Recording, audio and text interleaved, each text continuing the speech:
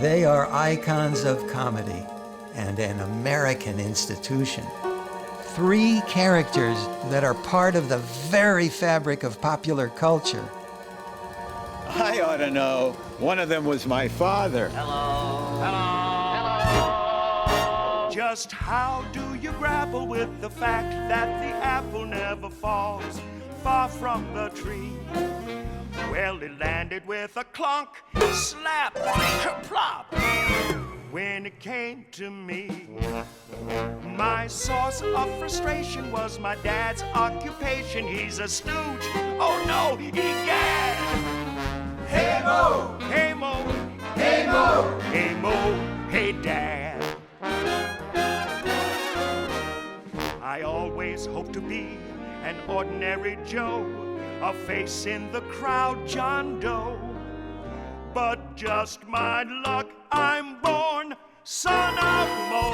I never yucked for my father, and it wouldn't be Mo if I had my brothers. And oh, by the way, take a look at his brothers. Hey Mo, hey Mo, hey Mo, hey Mo, hey Dad.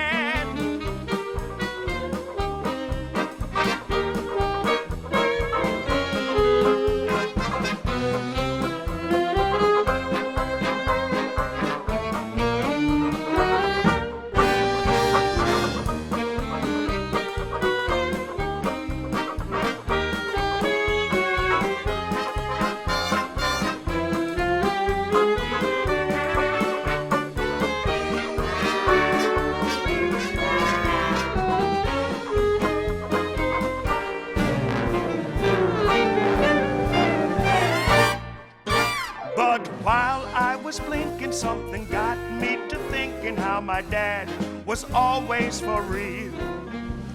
It hit me with a bonk, boom, crash, is what it took to get me to feel. Well, now I ain't hiding and I'm swelling with pride, along for the ride and glad. So here's the Three Stooges story in all his knucklehead glory. It ain't just a passing fad. Hey Mo, hey Larry, hey Uncle Curly, Uncle Shemp, hey Joe and Curly Joe. Hey Mo, hey Mo, hey Dad. Kerplop. There are three lovable losers who need no introduction, exploding onto the scene just as the movies were learning to talk. The sounds of their films were a clunk, a crash, and a cascade of laughter. But when the cameras stopped rolling, they were just regular guys with lives and loves, with lasting successes and bitter disappointments. And both on screen and off, they touched more people than can be counted. Hi, my name is Paul Howard, son of Helen and Mo Howard of the Three Stooges. Over the many years, I've often wondered, what are the odds of being born the son of Mo? 1,000,000 to 1? 1,000,000,000 to 1? 1,000,000,000,000 to 1? Well, whatever the odds, my number came up. And I'd like you to join me on a journey full of memories.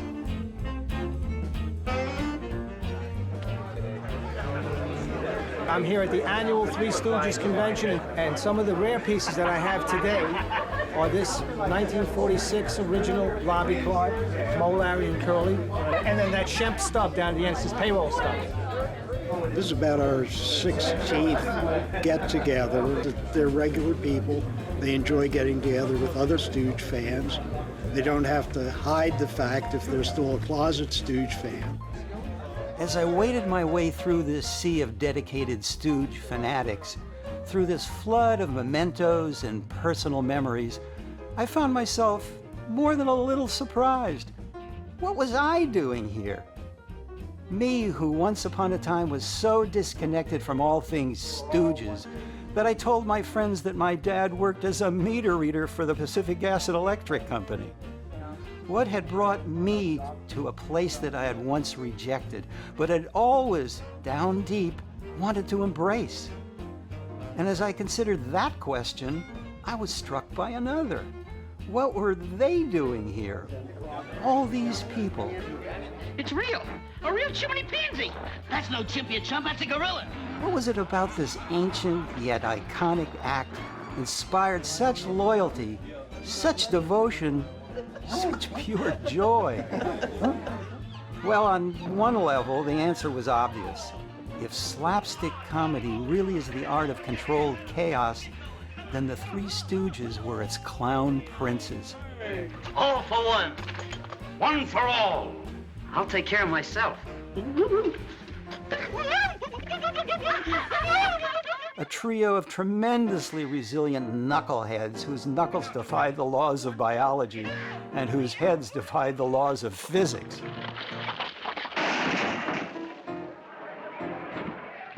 And in a grim America ground down by the Great Depression, they were the embodiment of the undefeated everyman, lifting spirits with their singular lunacy, puncturing the pretensions of the rich and powerful with their inimitable anarchy. They practiced, in my father's words, the undoing of dignity. And they were so good at it that they managed to poke, pummel, and pulverize their way not only into entertainment immortality, but into popular folklore as well. At your service night and day. If we don't get them, you don't pay. Excelsior! I've been collecting Stooge memorabilia for 25 years. Back in 1939, George White Scandals at the Alvin Theater. Those are only a Broadway appearance. I have a Mo ventriloquist doll. They did several LPs back in the 60s. I have some photographs from some of their feature films. Have Rocket Will Travel. That was their first feature film. This is an empty gum card box from 1966. This is Three Stooges Jubilee #1. It goes for over 1,000. These were given away in shoe stores. When kids bought shoes, you got a free comic. The Three Stooges Halloween costume. And this is Larry's violin. And I still bring it to every convention so that the fans can see it. Be careful, Joey. Be careful of that beaver. Darn. No damn beaver. Oh, here. What makes these unusual is that they are very early shorts, and they're extremely difficult to find. You can't find them. I'm lucky if I find one a year, and it's just an astronomical sums. They just cost a fortune. Unstrunks, this is even before they were known as the Three Stooges. They were Howard Fine and Howard. In 1934, Men in Black was nominated for an Oscar. Yes, my father and his partners left an unrivaled legacy of farce comedy. But these people were here not just because the Stooges had made them laugh. They were here because the Stooges had made them care. We'll get him out of jail if we have to go into jail to do it. Oh, how can I ever thank you? Those three hapless, luckless, feckless characters had touched their fans in a very personal way. And because of that, there was more than admiration here. There was love. You can feel that love, not only here in Philadelphia, but through the years at gatherings all across the country. Indeed, all the world's a stooge. And all the men and women merely, well, it's knuckleheads. And so the Stooges still draw crowds to reunions and to film festivals. Mild concussion. And still command attention on TV. No hard feelings. I'm poisoned. Priceless. There are some things money can't buy. For everything else, there's MasterCard. They're still making headlines and political points in topical cartoons. They're even making waves in a Shark Tank. None of you sound that smart. Who thought of that? Which was Mo, which was Larry, which was Curly? The Stooges cover all the bases and remain ever present and a relevant part of the conversation, making everybody, celebrities included, want to go on the record.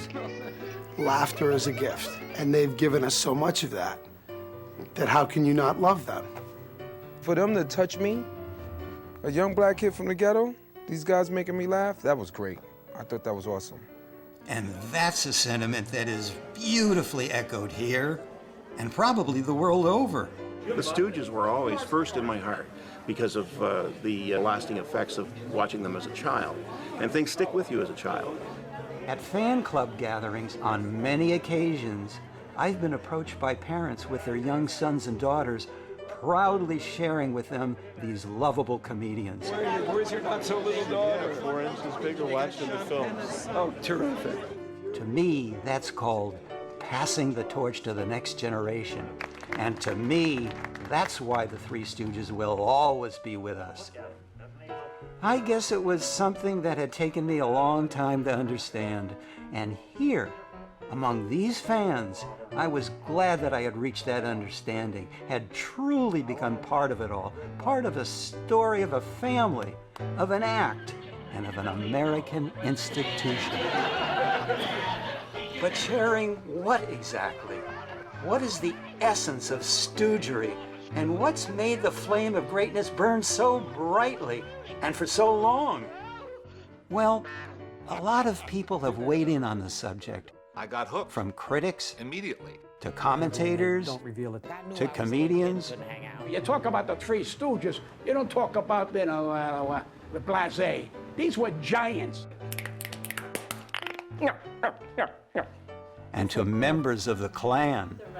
Oh my God, that was your father. My grandfather was Larry Fine. We obviously were spawn of something amazing. And since I'm a Klan member myself, maybe I'll take a shot at discovering what defines the Stooge legend.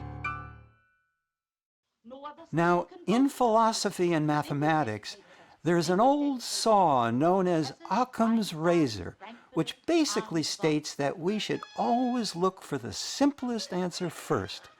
A simple job for simple people. And if we do the math about the Stooges, then Occam's razor seems to cut right to the chase. Because, to put it simply, these guys were funny. Remarkably, hilariously, enduringly funny. How funny? Well, the Stooges themselves can make the case far more convincingly than I ever could. What kind of fish have you got today? We have rock-cod sea bass, albacore and pickerel, sand dab, yellowtail, tuna fish and mackerel, bluefish, sailfish, toffin if you wish, swordfish, whitefish, herring and gefilte fish. And that ain't all. Go away from me. What's the matter, you scared? No, just apprehensive. Oh, that's a mighty fancy word. What does that apprehensive mean? It means you're scared, with a college education. Like the classic act they were, the Stooges exhibit all the classic components of comedy, like impeccable timing. Boy, if I hadn't ducked, we'd have collided sure. What a narrow escape.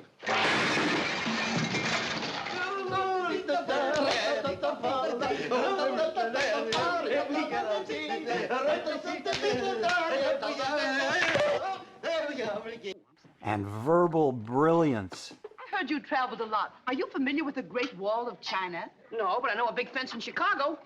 A man wants to know what to do for inflammation. Why, call us. Tell them to dial inflammation. You heard it. Now, where were you born? Lake Winnipesaukee. Lake Win... How do you spell that? W-O... Woof. Make it Lake Erie. I got an uncle there. Where did you ever get this mess? I bought it here. Oh, what a beautiful masterpiece. Do you think it's serious, Dr. Curley? Yes, indeed, to say the least, if not less. Plus, a total mastery of slapstick. Get out of here. I'll give you a whack. I'll knock... In this age of political correctness, and Big Brother is watching us, there's something liberating about the Three Stooges. You can sometimes throw political correctness to the wind. Well, let me give you a little advice. What? And, well, now, to the kisser. Go to sleep before I murder you. But you couldn't do that. Oh, yeah, and one other thing. No other group of actors ever got so many laughs beating each other's brains out. What's the idea? I'll tell you the idea. At your service. Oh! Oh! Leave him alone. First, you put in a half a pint of ectohoosis. Put all these elements together, and you have something that's more than chemistry. You have alchemy. Like a trio of whacked-out wizards, the Stooges cast a comic spell that has bewitched fans ever since those first images flickered on the screen. Spread out. Do you hereby solemnly swear to devote the rest of your lives to the cause of duty and humanity? For duty and humanity. How do you like it? They were ordinary guys with extraordinary talents, and they inspired extraordinary affection in ordinary people. Oh, you so cute. I like you. You so funny. But a funny thing happened on the way to the forearm. Because if they were ordinary guys, then they also had ordinary faults. And while they may have been brilliant in the craft of comedy, that brilliance didn't always translate to the craft of life. We always refer to them as the Three Stooges. But there were actually 6 of them. 6 men, all very different, and yet all united by the characters they played. Characters that took on lives of their own. I knew them all, and I'm going to tell you what I know. Shut up! Not so loud. And by the time we're finished, I think you're going to know them better than you ever have before.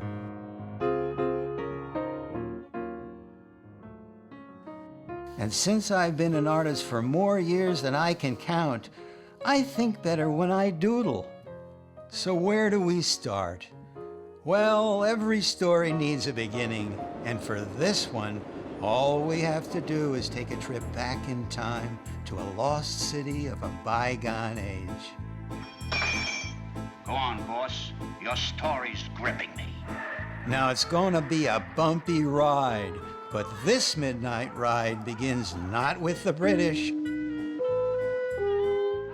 but with the Yiddish.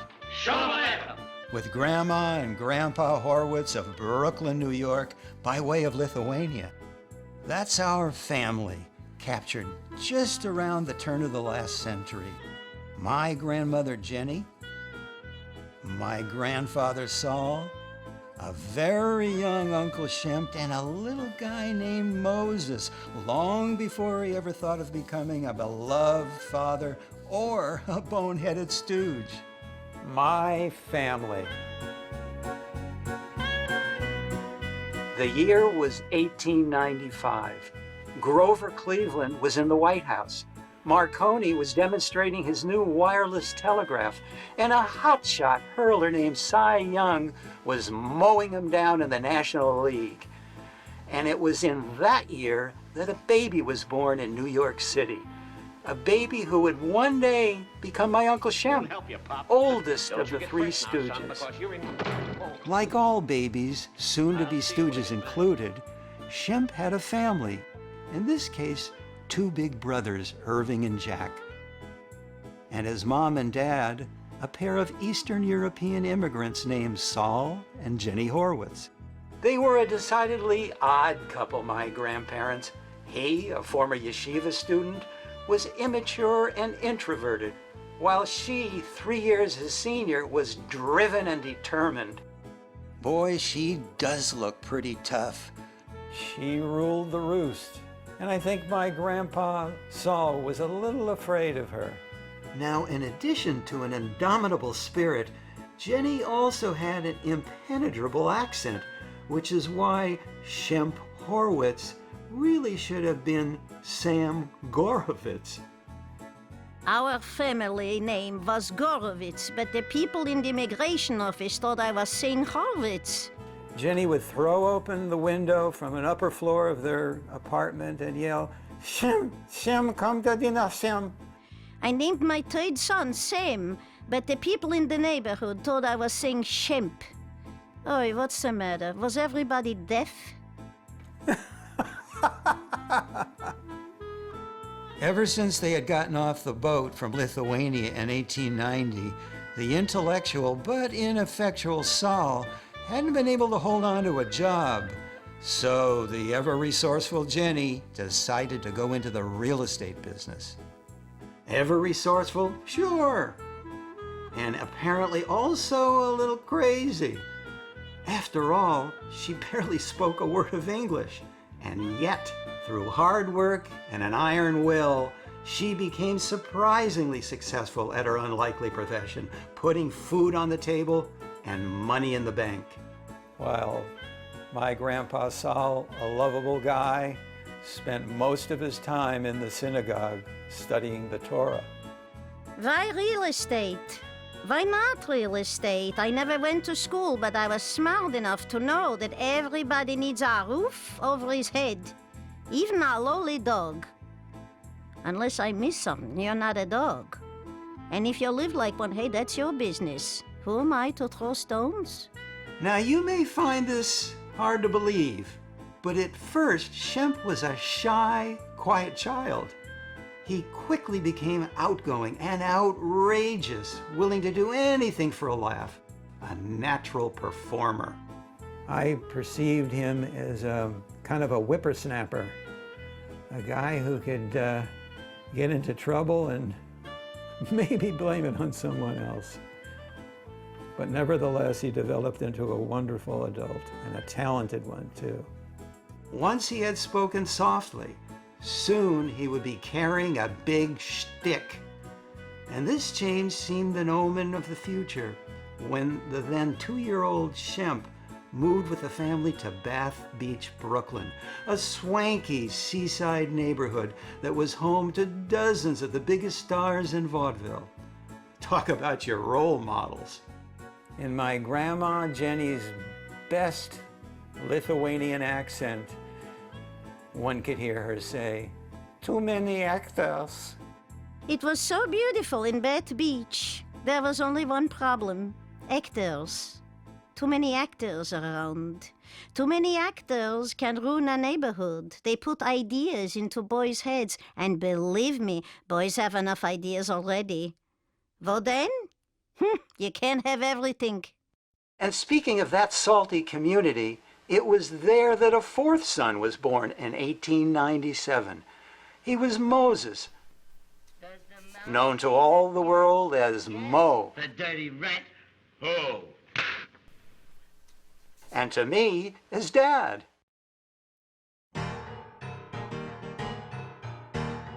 As a little boy, Mo was devoted to his brothers, especially Shemp. They were kindred spirits, and Shemp had an enormous influence on my father, shaping his love of comedy and theatrics, bringing out the performer in Mo while releasing the rebel that lay inside him. These wild and crazy little guys were always off in search of fun and adventure were easy to come by because they were growing up in a magical time and place. This was the bygone Brooklyn of egg creams and ethnic neighborhoods, of crazy accents and comical tough guys, and of a beloved baseball team everybody would someday call dem bums. Most of all, it was the Brooklyn of a stretch of seacoast named Coney Island, a sandy wonderland for kids like my dad and his brothers. He loved Coney Island. There was something about it. I guess the smell of the hot dogs and the smell of the surf, the lights, the sideshows, the barkers. He was really into wanting to maybe be a sideshow barker. Yeah, when I was at a Cub Scout jamboree, I was the center of attraction because he had me memorize the line of a barker. And he gave me the costumes and everything, and I felt like I was a real barker for about 15 minutes. Who wouldn't skip school to go see a rubber man? You know what I mean? Or who wouldn't skip school to go see, a guy who sits on nails, or a guy who pounds nails up his nose and into his head, and then the next show begins in 5 minutes? I could totally see the allure of that. I don't know the first time that my mom took us to Coney Island, but it meant something, that something great was going to happen. when we would have our cooler and we'd go catch the train on 23rd Street and then another train. And then it pulled into the station and the smell of popcorn, soda, and peanuts overwhelmed me. And I thought it was magic, and it was magic. Back then, everything wasn't done for you. There was no CGI, there was no this or that. You had human beings doing what appeared to be amazing, spectacular things right in front of your face. That kept people and kids, certain kids, mesmerized by that. You know, it was like they had no idea where that world led. But obviously, those kind of things lead you into acting because you watch someone putting on an act.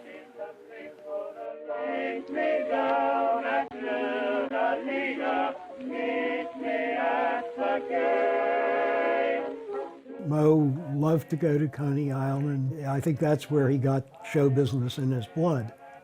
But if there's anything relating to Coney Island, I remember it more as him being a lifeguard, somebody who really enjoyed the water. And because of that, I became a lifeguard. I was positively influenced by him.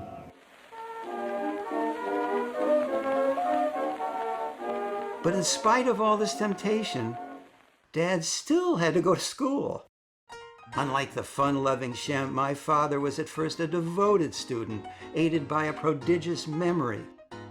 Later on, though, he played hooky to sneak into Broadway and vaudeville shows, often with a truant officer on his tail. He had been victimized by that virus known as the theater bug, and his condition quickly blossomed into a dream of becoming a great actor. The stage-struck Mo tried his mother's patience, and she could be very hard on his fixation with that silly show business. But he adored her, and throughout his life could see no fault in her. My dad had such empathy for her. He had such love because he realized what a hard job it was to clean and cook and take care of 5 boys. He would get up on a stool, because he was still a little kid, to try to help her, whether it's to chop something or to do some kind of menial task in the kitchen. Mo understood Jenny's hard life and her overprotective need to control her boys.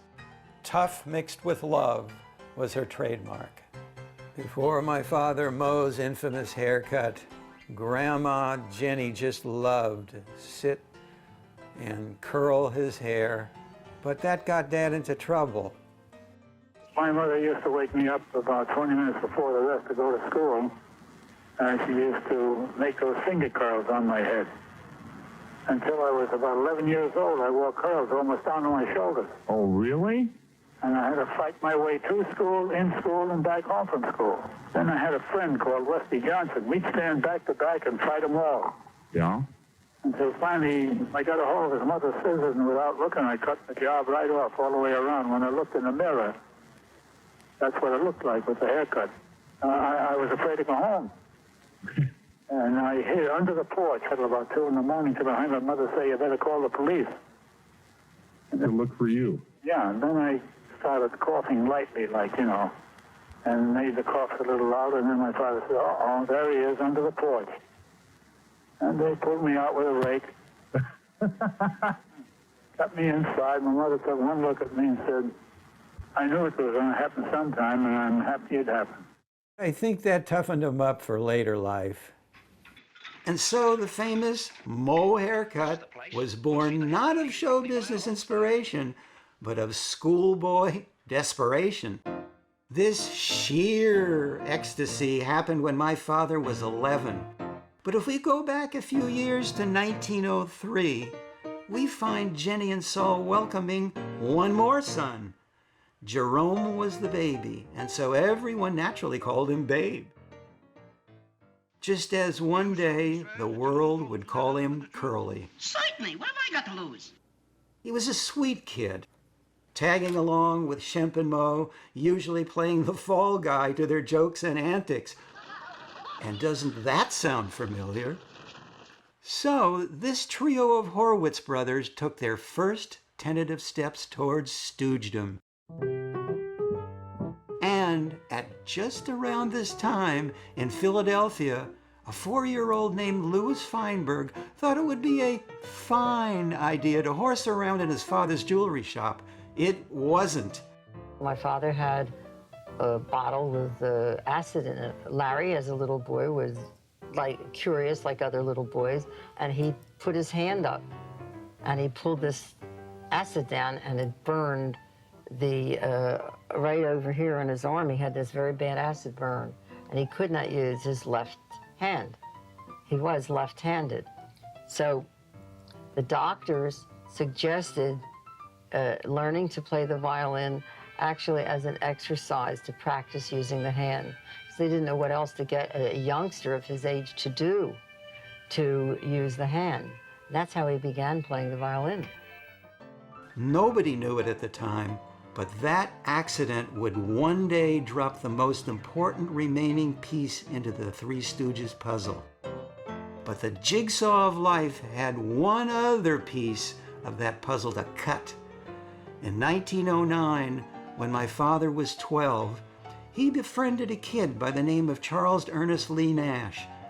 They became good buddies, playing pranks, dreaming up all kinds of swashbuckling adventures in the bright seacoast air. It's a natural progression to go from wanting to delve in fantasy, and not dangerous fantasy, creative fantasy. You know, there's people that created that carnival out of nothing. One day a bunch of people got together and said, there's nothing right here where we are. Let's put something here and let's orchestrate it and choreograph it. And then suddenly you have something. It came from a creative group of people that all got together and, you know, created this thing that other people could watch and be affected by. So the natural progression would be to go on to theater. This was also the time that my father had a real-life adventure of his own, unexpectedly making his movie debut.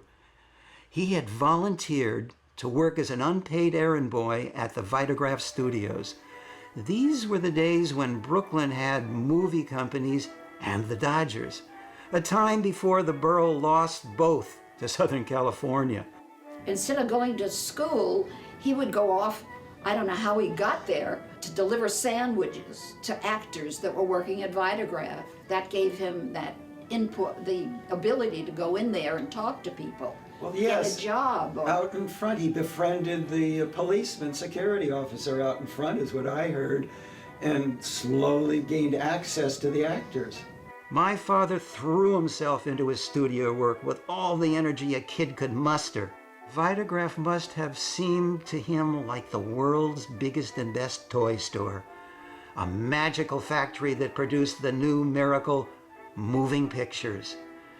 Dad's devotion so impressed his bosses that he was soon appearing as an extra in a number of shorts, a job he kept secret from his mother.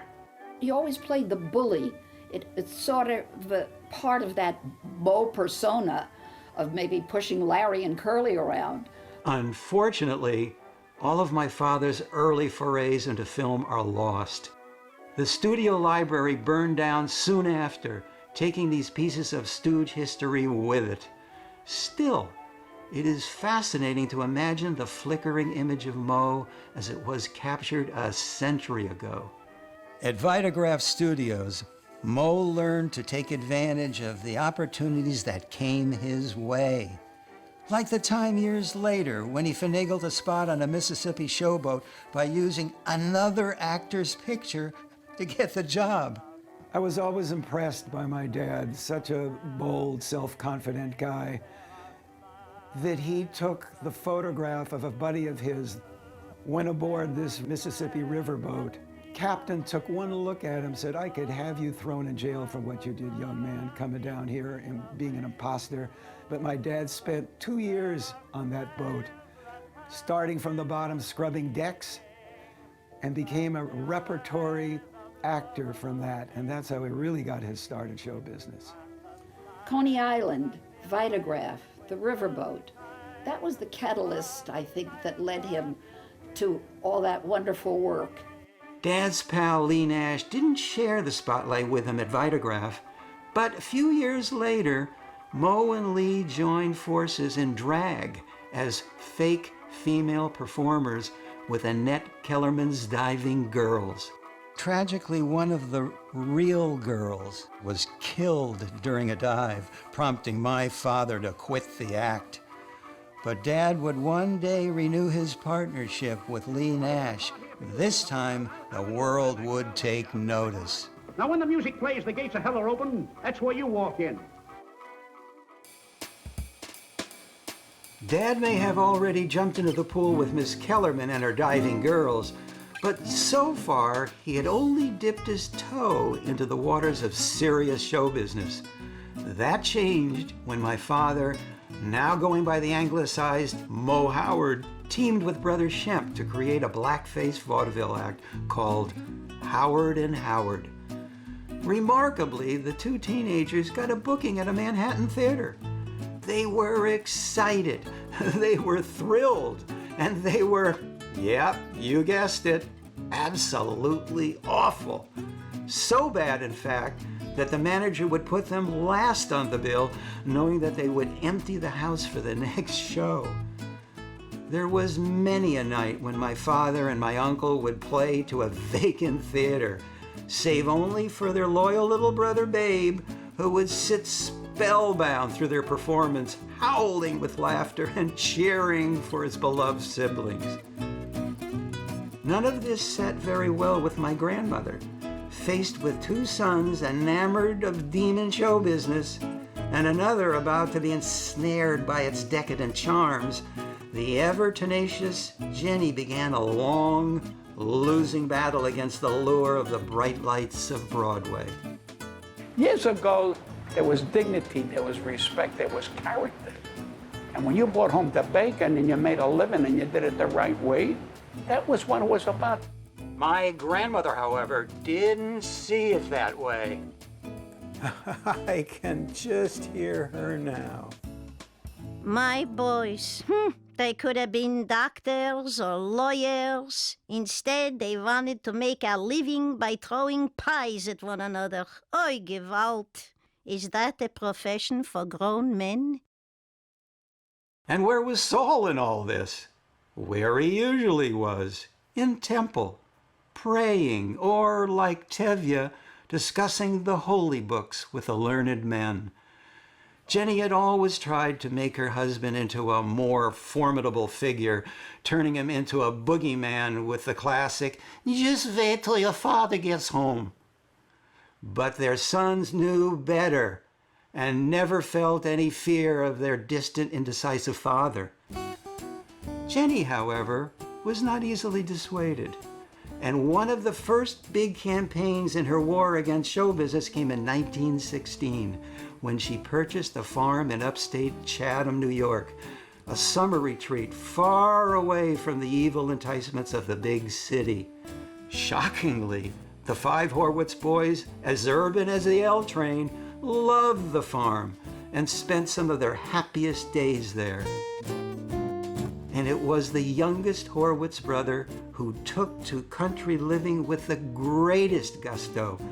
Babe loved all the creatures that populated the spread and spent many contented hours in their company. And although he adored animals, Babe was also very fond of hunting. A contradiction? Certainly. But contradiction was always part of the public comedy and ultimately the private tragedy of the man who would become Curly. However, for all its appeal, Jenny could not keep the boys down on the farm after they had seen not Paris, but the Palladium. The stage was now set literally for the events that would deliver the Three Stooges to the world. The year 1917 was a momentous one for the country and for my father. The United States had entered the First World War, and the Howard brothers were fighting battles of their own, desperately trying to prosper in the unforgiving world of vaudeville. The two conflicts collided when Shemp was drafted. It broke up the act, but not for long. Among my uncle's many quirks and neuroses was a chronic case of bedwetting. Deciding to leave water to the Navy, the Army discharged him after a few months, and soon it was back to the grind of grease paint and unreliable gigs. This was the heyday of vaudeville, and it drew audiences to theaters large and small, in mammoth cities and microscopic towns. A crazy quilt of spectacular musical numbers, sappy gags, and gorgeous showgirls, it ultimately went the way of the dinosaur. But its style survived in everything from movie musicals to TV variety shows. My father took work wherever he could get it, including making a pitch to a future Hall of Famer.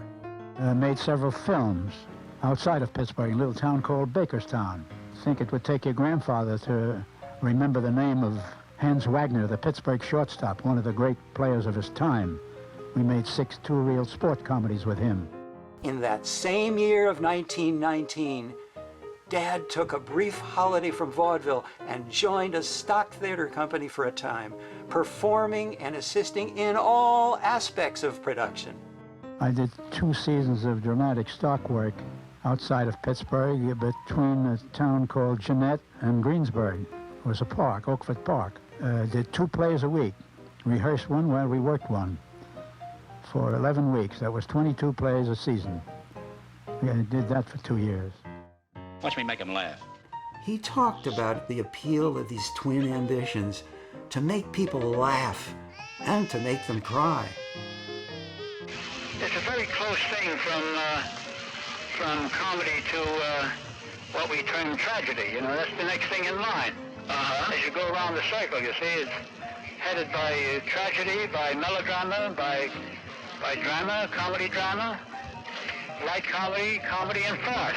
You see, it's the circle that, and you know, like Chaplin always wanted to jump the line and do Hamlet.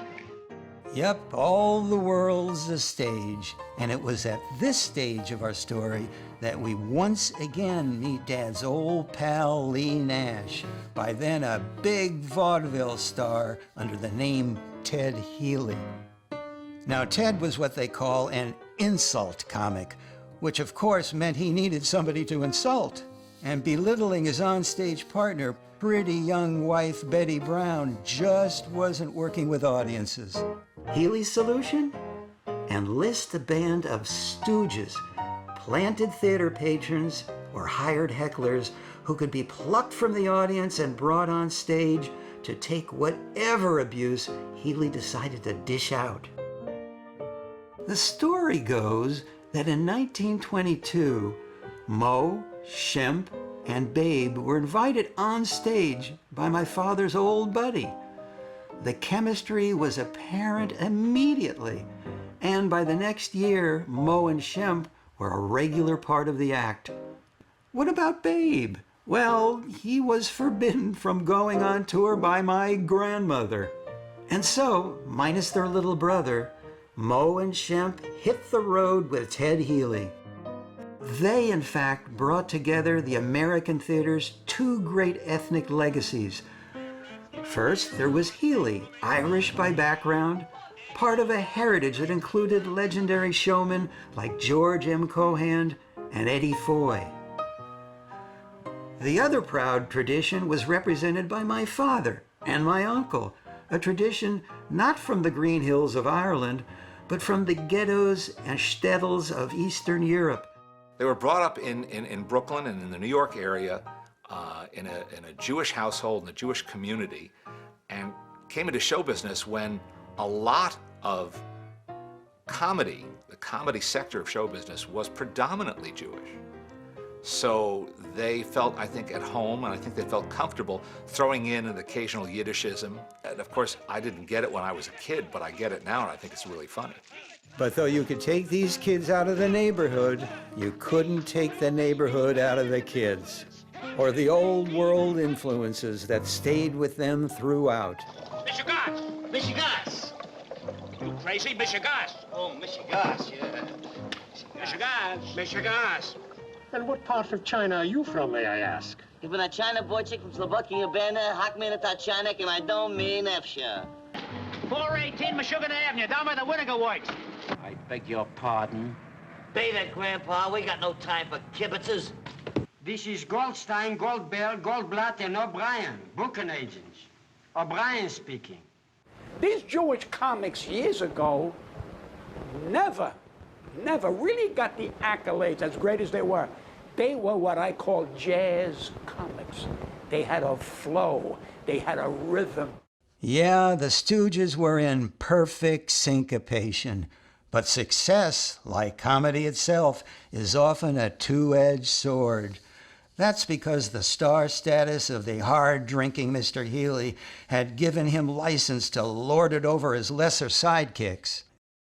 So the tyrannical Ted was always on the lookout for replacement talent, just in case there was a revolution in Stoogeland. And in 1925, his roving eyes settled on a young performer who was wowing him in a Chicago nightclub. Remember that Philadelphia toddler, Louis Feinberg, the one with the fiddle? Well, he was still playing the violin. He loved to perform and performed with the violin on stage. And then he got into an act with the Haney sisters. They met because they kept running into each other performing in the same theaters in the various vaudeville circuits. Mabel and her sister, typical song and dance. Some of the places they played, the show producers, hey, why don't you guys perform together? And so then they started to socialize, and the next thing was they fell in love and got married. There's no question that Larry's big break came from Ted Healy, when Ted Healy initially saw Larry perform and told Lou about it. When we saw him, he was doing a Russian dance and playing a violin at the same time, with hi-hat and tails and everything else. Wow. But we could see through that, so we asked him if he wanted to join us. I saw a clip of him talking about it once. He says, Well, I played violin with the Haney sisters. And we were on stage, and then I met Mo. And boy, when Mo slapped you, you stayed slapped, baby. You know. Healy and my father thought this crazy-haired clown might have the makings of a first-class stooge. Brought your act, kid. You got potential. Thanks, Mr. Healy. What's your name? Me, I'm Larry Fine. That there's my wife, Mabel. Hiya. This is Mo Howard and his brother Shemp, short for Samuel, because his old lady couldn't pronounce it right. I like the bear bit. Oh, gee, thanks. Where'd you get the hair? My mother blames my father. Play houses much? They love me in Peoria. Pretty big break for you, sharing the bill with me. Listen, kid, I got a proposition for you. If you wear your hair that way and forget the tails, you can join us for $90 a week. $100 if you forget the fiddle. For $100, I'll forget everything. I like this guy. Hey. So Larry joined and quickly became a stooge in good standing. The three new partners appeared with their boss as Ted Healy and his Southern gentlemen, Ted Healy and his racketeers, though never, oddly enough, as Ted Healy and his Three Stooges. But it was in that same year of 1925 that one of those three was about to become two and enter into a very different kind of partnership, a partnership that would eventually include four. Now, are all these numbers a little bit confusing? 50, 50, 50, 50, 50. Anaconda, 95 and an 8. Anaconda, 95 and an 8. 6, 3, 2, 50. That's no problem at all. What comes after 75? 76. That's the spirit. Because I'll solve the equation for you. Now, when we last left my father, Mo Howard, he was roaming the stages of vaudeville, playing the stooge with brother Shemp Howard, buddy Larry Fine, and straight man boss Ted Healy. She was Helen Schoenberger, and she was, in a bit of theatrical irony, a cousin of the legendary Harry Houdini. My mother and dad had met 3 years earlier, in 1922, on a Brooklyn beach, when my dad and Ted Healy were serenading all the girls with a variety of popular tunes. And they were singing and playing together, and my mother happened to be there with, I think, one of her sisters. Aunt Lil. Yeah. Aunt Lil, right. When he would strum his ukulele, on the beach for her. She was just fascinated. I really think that's what got her to first really be charmed by him. And Mother charmed Dad, and I understand it was her shapely legs at first that did the trick. It was love at first sight, even if those fantastic legs made my mother quite a sight in her old-fashioned bathing suit. She had on these high silk hose that they wore with bathing suits. She were really covered up, but the only problem was the dye in the hose started to run all over her legs. But it didn't darken the relationship one bit. That blossoming relationship, in fact, brought out an unexpected side of Moe's personality. This may come as a shock to you, but my father, that mean and murderizing stooge, composed passionate love letters and lyrical love poems while he and Helen were courting. But even a make-believe half-wit needs a better half. And in 1925, Moe married the love of his life, the girl who was his soulmate, and the woman who would one day become my mother. And Moe, hoping to provide a stable home for his new bride, quit the act and attempted to go straight. Then in 1927, my dear, dear sister Joni was born.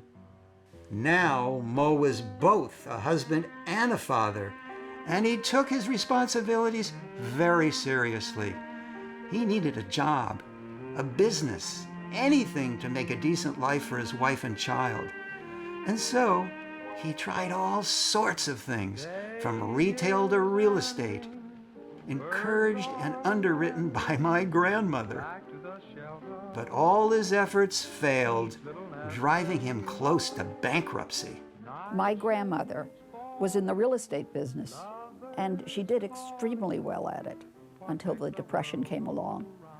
And my dad was really proud of her, and I can remember one scene in a home movie where, because she was a very, I was sort of a little afraid of her because she was rather stern looking. She rarely ever smiled.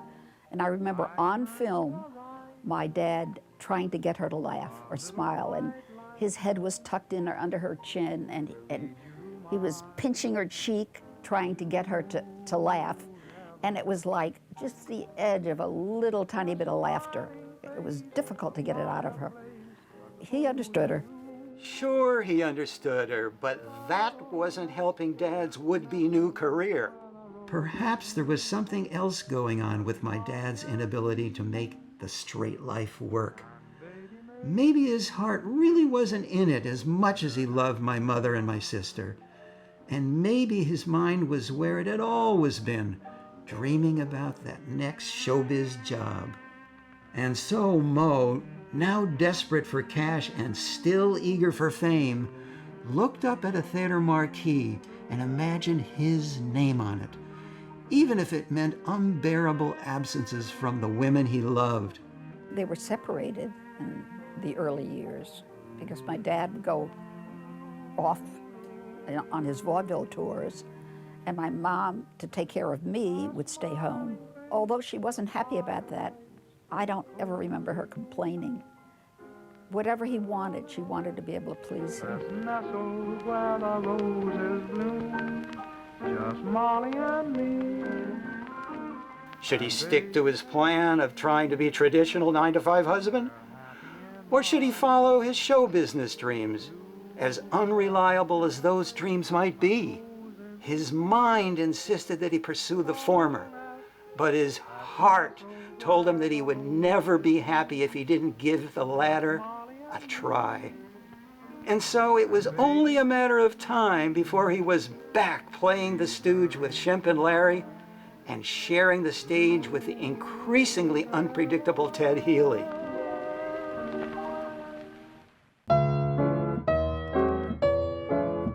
So what was Healy's problem? If you want to know, just read Dr. Jekyll and Mr. Hyde, except that his magic formula came in a bottle labeled 80 proof. That's to say that when Healy was sober, he could be charming, generous, and friendly, a prince of a fellow. But when he was drunk, he became a monster. Vicious, vindictive, acid-tongued, and physically intimidating. Shemp and Larry resented his behavior with a passion. My dad saw his faults too, but remembering his old childhood pal Lee Nash probably was more forgiving than he should have been. But business was business. And so the act was reunited in 1929 for the Schubert Broadway review, A Night in Venice, directed by the soon-to-be famous Busby Berkeley. The show was a huge hit, and the critics loved it, especially the segments featuring those three loony guys playing opposite Ted Healy. But A Night in Venice closed after only 175 performances because another show, one playing about 100 blocks south of Theater Row, had just laid a titanic egg. That comedy was called Wall Street. Yes, the stock market had crashed, ruining the lives of rich and poor alike, and the Great Depression was about to change America forever, including how Americans tried to amuse themselves and escape the misery of being poor. Movies had been gaining fans by the truckloads over the previous 10 years, becoming the most popular form of mass entertainment and the punchline to that old theater joke, who killed vaudeville? Additionally, the first experiments with sound films, beginning with 1927's The Jazz Singer, had become a full-blown revolution. My heartstrings are tangled around Alabama. Movie companies needed musical and comedy acts to populate their new talking pictures. And now, after the crash, still flush with cash from the wildly successful 20s, the studios sent scouts to scour the country in search of new faces. And it was one such scout from Fox Pictures who saw Healy and the Stooges perform at the Palace Theater in New York.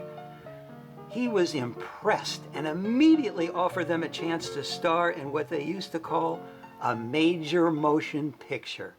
The Stooges came through what I think is a must. You must start on a stage. You must learn how it works. You know, you have to hone your art. You have to know what you're doing. So suddenly, you are told that there are 1 million people in this camera. And so while you can't hear them laughing, you know that they are because you're that good. You're way ahead of the game. You're way ahead of the game when you can do that. Hollywood was calling, and once that call was answered, things were never going to be the same. Because if the stage had made the Stooges successful, then celluloid would, over the next 20 years, make them immortal.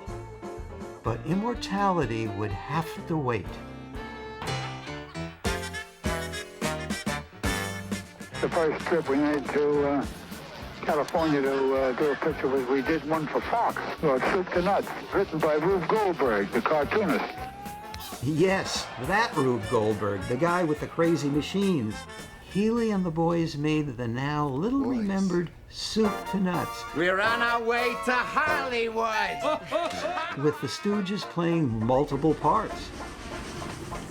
The film wasn't exactly a box office smash, but Moe, Larry, and Shemp made a big impression on their bosses, far bigger, in fact, than Healy did. It's a great night, a great night. I told my Stooges they're going to get along fine in Hollywood. Fox liked them so much that they drew up a 7-year contract, but the trio hadn't reckoned on Healy, the partner from hell.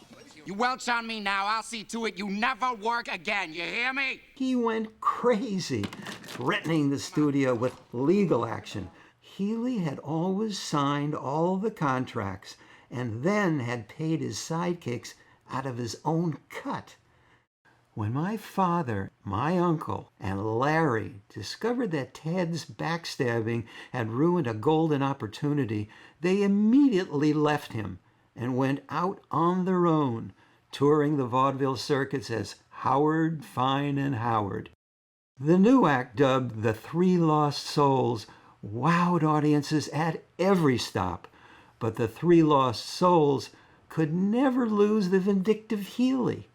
He desperately wanted them back and was willing to resort to any means, fair or foul, to get his way. So he sued them repeatedly, claiming that they had stolen his material from him. He lost those court cases, but that didn't stop him. He even threatened to blow up the theater in which the boys were performing. The easily frightened Shemp was at this point so terrified of his former boss that he wanted to quit the popular new act rather than rile up the volatile Healy any further. But instead, in 1932, a strange thing happened. My father, now the de facto manager of the team, decided to accept Healy's offers to return. Which raises the question, why? Why, after all the man's despicable behavior and after all their success without him, why did Dad go back?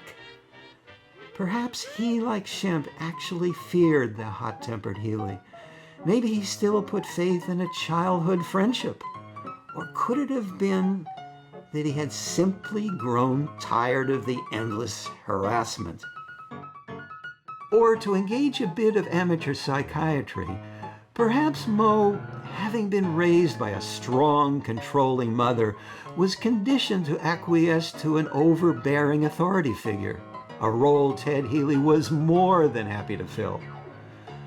Whatever the real reason, my father always said that returning to Healy was simply a sound business move.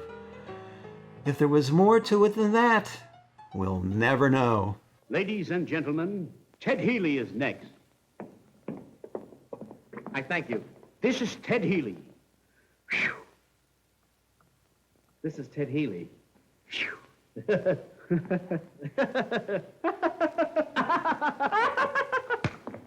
Back to the rat trap. So Healy had once again found his three lost souls. But after booking the act into a new Broadway review, the always slippery Ted was back to his old tricks, voiding his contract to accept the more lucrative offer from vaudeville. Mo and Larry decided to follow their deal-breaking boss, even though he was set to make $6,000 a week. They only $100. But Shemp had finally had enough, and he left the act. Shemp left the act because he was really afraid of Ted Healy. Ted, when he was drinking, could be very, well, mean. He never hurt anybody, but he was rather a frightening image. And then Shemp being a little bit of a fraidy cat, it just took boo, and he'd run the other way. Who would replace Shemp? Now that's funny. After trying out, and I'm not kidding about this, a comic xylophone player named Fred Sanborn, my father realized that the best replacement for one brother would be another. Now you're talking. And so he called Babe. And just what had the youngest Howard son been doing in the 10 years since my grandmother had forbidden him from joining Mo and Shemp on the vaudeville circuit? Essentially living under her thumb, growing older, if not exactly growing up. Jenny pampered him at every turn, buying him fancy clothes, allowing him to enjoy himself at nightclubs and at the beach. Babe became quite a ladies' man, and it was this that led to his final emancipation. In 1929, he secretly married and soon approached my grandmother for financial help. Instead of indulging her son once more, Jenny reacted like a woman scorned.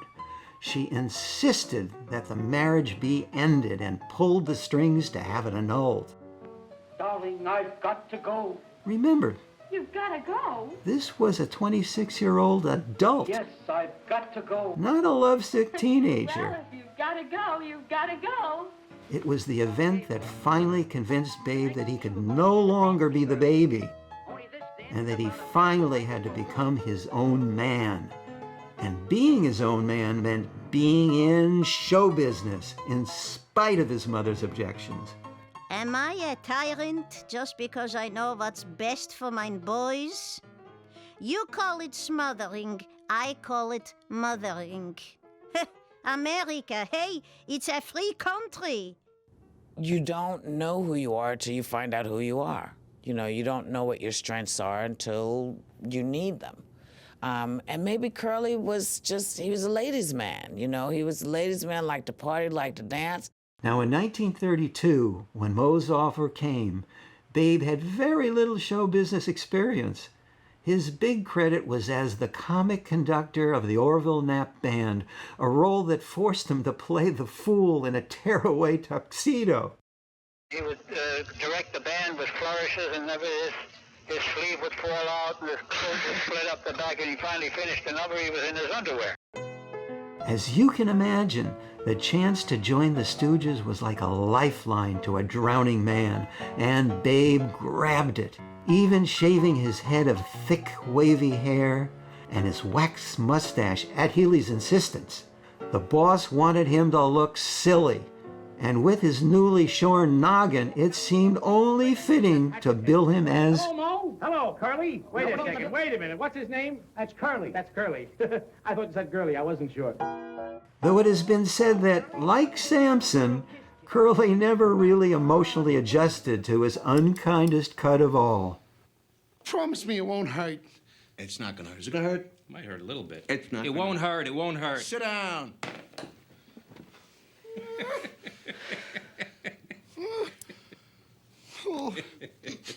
Maybe the fact he had to shave his head, he had to prove something. He loved women, and most of the times you see him in a social setting, he's got a hat on, trying to cover up his shaven head. We've all read these stories about how he came to resent the idea of shaving his head and felt that it, made him less attractive and that it interfered with his personal life, with his private life. How much so and to what degree, I don't know. I don't know. Hello, Governor. There it is, kid. Read it. I ain't got nothing to do with it. I wouldn't hit you. Verily, I repeat, I will not give you the money. I don't care. Verily and over here. Pay me the $50,000, and I'll foreclose the mortgage. You rat. Hello, how are you, Governor? Hello, Governor. Pay him the $50,000! What's the matter? What's the matter? The act, as popular with Curly as it was with Shemp, was in demand on vaudeville and nightclub circuits. And in 1933, Hollywood came a-courtin' again, this time in the form of a scout from the prestigious MGM, this time with an offer to appear in a series of films. And this time, like every other time, Healy signed the contract for all of them. We went to MGM for a year, in 1933. And we made 5 two-reel comedies and 5 feature-length pictures. Made a feature-length for Dancing Lady with Joan Crawford and Clark Gable. And Fugitive Lovers with Robert Montgomery and Madge Evans. Meet the Baron with Jimmy Durante and Jack Pearl. Wow. And made one with Lee Tracy called Turn Back the Clock. Why can't we get in one of those New York shows? We will as soon as they hear me sing. And one called Hollywood Party, which was an all-star picture. This feature teamed Healy and his sidekicks with Laurel and Hardy. Look. This proves my point. A perfect specimen of the Neanderthal man. What, that? Oh, no. Look at the measurements. Look at that. Look at it. What? That's the androgynous type. I can prove it. The androgynous cranium is always hollow. Now, just listen. No, Professor, you're wrong. That is the skull of the Anthropedal. No, that's more like the Anthropedia. Now, listen. Ah! The obvious Neanderthal type. Now just note the difference. Neanderthal, Anthropedia, androgynous. Oh, there you are. Hey, fellas. See any prominent people? There's a lot of prominent people here. Yeah, Neanderthal. Who? Androphobia. What? Androgynes. What, are you kidding? Hold it! Okay. And this Indian started down a narrow pathway, and he bumped into another wild Indian. That makes 2 Indians. Yes, 2. That's for nothing, son. And these 2 of the comedies were in color. In the mid-30s. Yes, sir. Boy, those must have been important movies then. Yes, they were. Hey, is that 3 Indians? Yes, 3 Indians. They started out very much. They had a few big musicals MGM had, and they were too long, so they cut 2 musicals out. And we wrote a short around one musical, a solid musical, and added some stuff to it and had a short out of it. So we did 2 of them like that. She absolutely, absolutely don't mean nothing else but the story of the lady in red. What's so interesting in watching them with Ted Healy, coming to those shorts after knowing their work as a trio, as a solo act, if you will, is that now Ted Healy is sort of in the position that Moe usually takes. Ted Healy is the boss, and he's the straight man, and he's the one delivering the slaps. Hang up. Are you gonna work? No. Are you gonna work? No. Are you gonna work? I'll work if I feel like it. Do you feel like it? Yeah, I feel like it. Now listen, fellas, let's get organized. They hadn't really developed the roles of Larry, Moe, and Curly. Hey, you mugs. Moe more as a leader and Curly more in the antics of Curly. That came a little later. What's the matter? We're gonna have an audition. An audition? No, an audition. You heard me. Well, I enjoy seeing those MGM films they're in. The Stooges are sort of left to be the funny guys. Oh, we give you a bird and you can tell us where it comes from. Yeah, but give me a good one. Moe gets to be a little wackier and a little funnier when he's working with Healy because he doesn't have to take on the mantle of boss. And it's very interesting to watch that and to see them a little looser and a little crazier, in a sense, under his umbrella. And the studio employed them as well at live events, providing the comedy relief at premieres and parties. When you watch how they are with Ted Healy, and he's the least funny, he's the most awkward, it's like no one could direct him to stay out of the way of something magical that was happening because his ego wouldn't let him do it. You know, he was one of those blowhards that said, hey, I got a big mouth and I got the gift of gab, you know, and people seem to like me, so all I got to do is be on stage, until he brought those guys with him, and those guys made him look like a fried egg on stage. You know, he just seemed to be in the way. And he never had anything funny to say. He would just go, no, wait a minute, you know, relax, fellas, you know. He never was in on any kind of, unless it was real shtick, like, you know, hey, where are you going to eat? I'm going to eat up the street, you know. Oh, don't be ridiculous. People don't eat up streets anymore. What's that? He's a hunter. But what's the key for? He's a house hunter. Oh. That was a tough road to hoe, to have somebody, knowing that you're that good and you don't make mistakes and you're so beautifully choreographed. Hi, Chief. And don't talk back to the head waiter. You hear me, don't you, son? Don't talk back to the head waiter. And they were masters at it, but Ted Healy would really hit him and stuff. He'd get carried away and he'd have a few pops before he'd go on stage. How do you make an audience laugh? I mean, how the boys and myself make an audience laugh? Well, it's a very simple thing. You do this, see? That. Now, if they don't laugh, that you do this. And this. That's some way. There's lots of ways, but that's one of them. Yes. But how do you make them laugh real loud? You know, make the audience laugh real loud. Yes. Well, that's a very tedious thing. But we do it. We got a little odd thing like this. We got nothing to lose. Come on. And though the boys were now ensconced, as they say, in the Hollywood scene, my dad and Uncle Curly still found time to visit the old homestead in Brooklyn. And on occasion, they took my grandparents back with them to California for a look at how the other half lives. The suns had risen all right, this time in the west. The long-standing pecking order had changed, and one can only imagine what the domineering Jenny thought of her boys' newfound freedom and fame. Okay, so now they're big shots, big movie stars, big machers, but I'm still their mother. And they better remember who changed their diapers. But in spite of all their success, Moe, Larry, and Curly never really felt completely comfortable at MGM. Famed for its glamorous personalities and glitzy productions, the studio never seemed a good match for these common man comedians and never really used them to best advantage. And then there were the ongoing problems with Mr. Healy. My father had made it a condition that their renewed partnership that the liquor-loving Ted give up the bottle. And while he may have cut it back, he never really cut it out.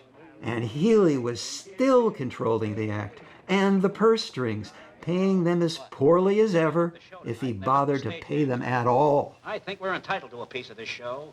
But do we want it? Well, I got a few ideas on that subject. Now, all those in favor of electing me spokesman, say aye. Aye. That's unanimous. Say I'm the boss, ain't I? Yeah. Recede, will you? Recede. I'll do all the talking. When I go up in that room, don't worry about me. I'll give them out plenty of conversation. When you're an act, and you are the Stooges with a small s, of a starring comedian like Ted Healy, who was a headliner in vaudeville and a headliner on Broadway, and you're part of his act, and you know that you're providing a lot of the laughs and giving him a lot of the elements of his success, and you don't feel you're getting a fair deal monetarily, that's got to be really tough. You're under contract to me. Maybe it's time for us to, maybe better off if we just... Material's mine, Mo, and so are you. You welch on me now, I'll see to it you never work again, you hear me? I'm sure it was very difficult to navigate that, especially with someone who could be stubborn. Stop! You fool! Are you trying to kill this man? Why don't you mind your own business? Shut up. I'll do the talking. I'm the boss, ain't I? Well, you're not getting any place. You better try a little chiseling. Oh, he's great at chiseling. You know what's coming to you, don't The Stooges felt not only ill-paid, but ill-used, forever trapped as comic foils to a devious and domineering drunk. Still, as anyone can tell you, breaking up is hard to do. How do you decide what you're going to do? Are you going to go on strike? Are you going to not show up for work tomorrow? And that'll show him, let him go out there by himself and see if he still gets the laughs? Or do you feel dependent? Is he your gravy train? You don't necessarily want to cut loose from somebody who's a headliner and who gets steady work. That had to be very, very difficult. And I'm sure making the decision about the ultimate break must have been particularly difficult. How do you know you're going to succeed on your own? Eventually, even the steadfast, loyal Moe agreed that the time had come to part ways with his longtime crony. On March 6, 1934, the four severed the partnership for good. Moe, Larry, and Curly were finally free. Freedom is good, but unemployment was bad. So the Stooges went in search of a new deal. And the Stooges were offered a contract. Actually, were offered two contracts on almost the same time. Soon, Larry had secured a contract offer with Universal Studios. And at almost the same moment, my father had put his signature to one from Columbia Pictures. A court decided that Moe's agreement preceded Larry's by several hours, and the Stooges were bound to Columbia. Those few hours would, for the Stooges, shape the course of the next 23 years. And ended up signing with Columbia Films and doing a complete break with Healy, which infuriated Healy no end, because I think he realized that they were a big part of Ted Healy's success. What Healy tried to do was get three other performers, Garner, Wolfe, and Hakens, to become his new Three Stooges. And it worked a little bit for Healy. Worked out, of course, much better for the Three Stooges. And so the Stooges landed at Little Columbia Pictures, which, in those days, was unfortunately the poor man's idea of a Hollywood dream factory. Sure, there were the occasional high-profile productions, but usually cranking out B pictures on C budgets. The studio was always underfinanced. and often underappreciated. And compared to its star-studded siblings like MGM, RKO, and Warner Brothers, chronically cash-starved Columbia was most definitely a seat-of-the-pants operation. And the man who wore those pants, company chief Harry Cohn, was tailor-made to fit the popular image of the crass movie Kingpin. Hard as nails and with the personality of a ball-peen hammer, Cohn ultimately became one of the most successful and one of the most hated of all the Hollywood bigwigs. He made enemies as easily as he made money, and inspired fear, loathing, and yet a strange kind of loyalty from his employees. Harry Cohn had set up this short subjects department to turn out these economical and profitable comedy films. If you got 4 days to make a short, man, you know you got to get it out there. And people like Harry Cohn, who I think had no respect for any acts, anybody that he was dealing with, because he couldn't do it. I think lean on the bombs. Tell him not to worry about good, just make it fast. We'll pay you $1,000 for your first film, $1,250 for another four, and $1,500 for two more after that. If we decide you're Columbia material, that sound okay to you? You have whatever you say. Yes, sir. Whatever you say. Good. Get over to the shorts department. They'll put you to work right away. He couldn't do what they did. Nobody laughed when Harry came in unless he tripped. He wasn't a nice guy to any of his artists. My dad had his own view of this much maligned mogul. He was quoted as saying that Cohn was a real Jekyll and Hyde type. Socially, he could be very charming. Shades of Ted Healy. Cohn had founded the firm in New York as the CBC Film Sales Company, and when he moved to Los Angeles around 1920, he located his fledgling operation in a rundown section off Sunset Boulevard, the home of second-rate and fly-by-night studios. It was an area that would be derisively dubbed Poverty Row. And after hearing the low-budget CBC constantly referred to as corned beef and cabbage, Cohn changed the name to Columbia, a word he reportedly could not even spell at first. But for all his educational shortcomings, Harry Cohn knew how to make pictures fast and cheap and turn a small but dependable profit. He was one of the many American Jews attracted by the gold rush of opportunity provided by a new industry, one that was open to men who had been excluded from so many others because of their religion. There was like a hate that was terrible. On Delancey Street, hire Schwartz. No, it's Smith now. Because Schwartz ain't working, there was a lot of underground anti-this and anti-that.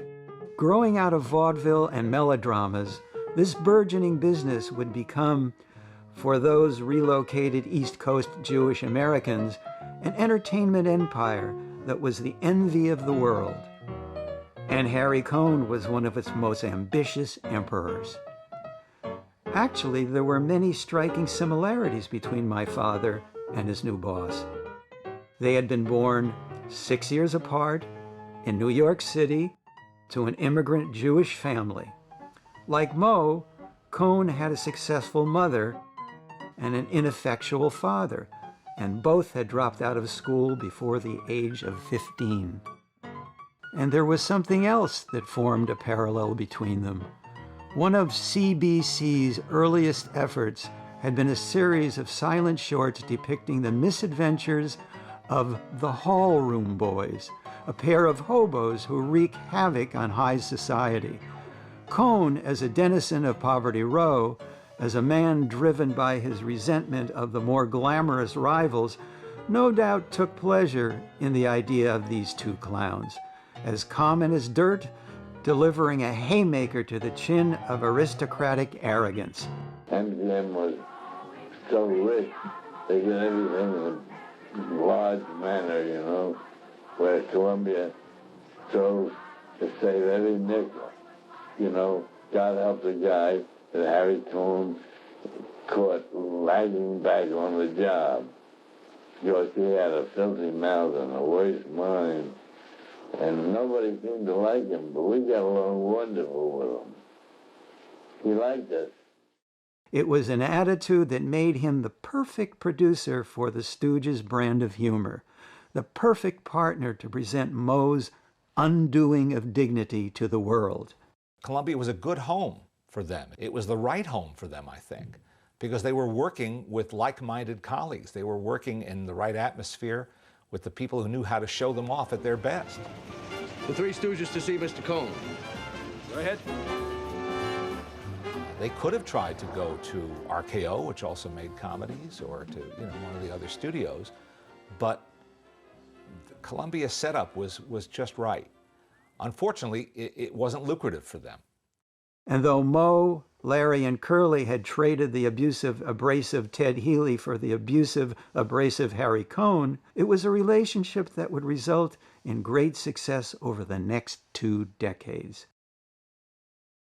And so this was the Columbia and the Cohn that the Stooges found in 1934. Ironically, it was that same year that the studio finally achieved legitimacy by releasing the film that would shockingly sweep the Oscars, the hit Frank Capra comedy, It Happened One Night. Columbia had made the big time at last. The Stooges would not be far behind. Hi, everybody. Hi. Hello, hi. We're the Three Stooges and Company. Farewell, my lovely... What's your name? Tilda? Tilda.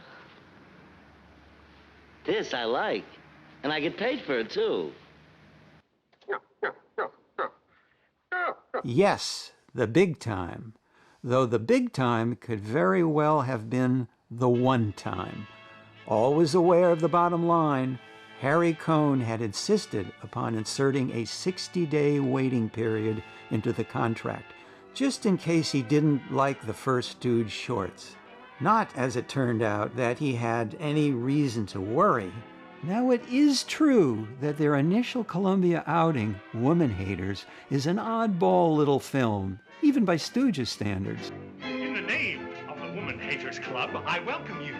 Do you three gentlemen understand what you're expected to do? Drawing on vaudeville more than virtuoso violence, this ingenious miniature comic opera, told in rhyme and music, is not what any typical Stooge fan would consider as typical Three Stooges, although it is typically entertaining. Tell me, is it really serious? You'll never know how serious. Let me help her. She's delirious. Look. She's gonna faint. Oh, no, she ain't. Oh, I can't bear it. I can't go on. Won't someone help me to my room, or I'll go right to my doom. Well, little girl, if that's the case, I'll go with you almost any place. Oh, thank you. The Stooges, however, were on more familiar ground with the release of their second short, Punch Drunks, a frenetic farce that unleashed the boys in all their manic glory. The Stooges had found their own special style, and it was promising to be a knockout.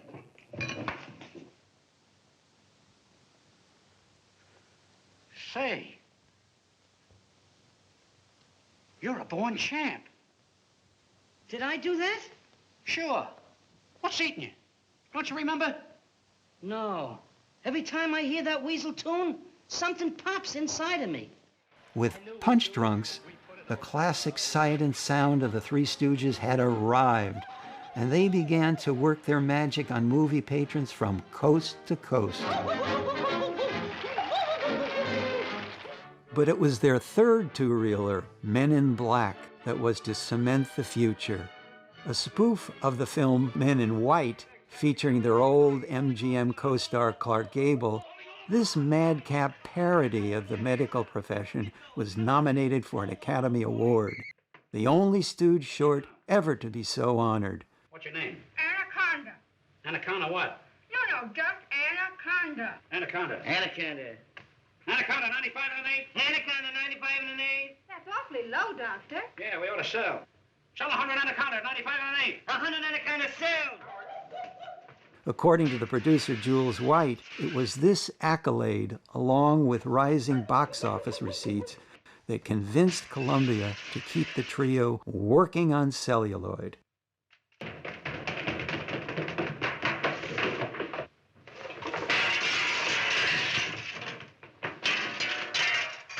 you find that patient in 66? Under the bed. How'd you find the patient in 72? Up on a chandelier. What'd you do for him? Nothing. What do you ever do for us? What are you working here for? For duty and humanity. Success. Success.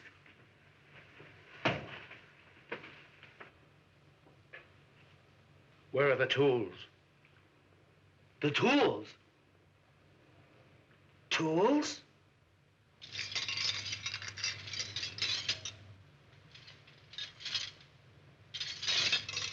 This was also the film that presented what is probably the single most memorable blast of dialogue in the entire Stooge canon. Dr. Howard, Dr. Fine, Dr. Howard, are you coming? Calling Dr. Howard, Dr. Fine, Dr. Howard. Get it. Calling Dr. Howard, Dr. Fine, Dr. Howard. Calling Dr. Howard, Dr. Fine, Dr. Howard.